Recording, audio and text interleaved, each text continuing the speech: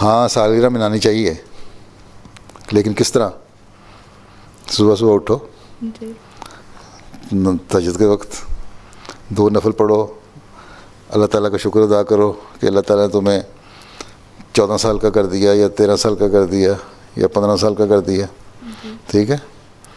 फिर आइंदा जो ज़िंदगी है उसके लिए दुआ करो कि अल्लाह ताला तुम्हें नेकियों पे कायम रखे और जो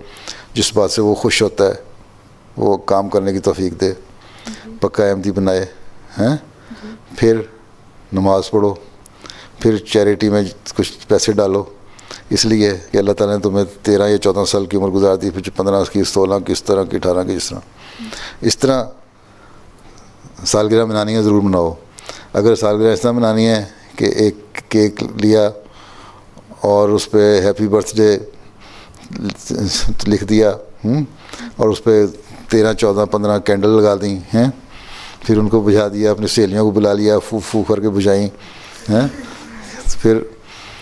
केक काट के हर एक को खिलाया वो, और फिर उनसे तोहफे वसूल कर लिए, ये चीज़ गलत है, ठीक है। हाँ, अगर तुम्हारी कोई सहेली ईसाई या कोई और मज़हब वाली बुलाती है सालगिरह पे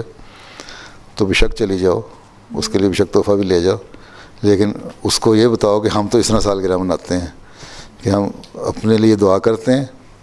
पिछली ज़िंदगी गुजारने पर अल्लाह का शुक्र अदा करते हैं, आइंदा ज़िंदगी के लिए अल्लाह से दुआ करते हैं कि अच्छी तरह गुजरे, और फिर गरीबों का ख्याल रखते हैं और उनके लिए चैरिटी में पैसे देते हैं बजाय इसके केक आप खा जाएं, हम केक गरीबों को खिलाते हैं, ठीक। अच्छी सालगिरह नहीं है। हाँ जी। तो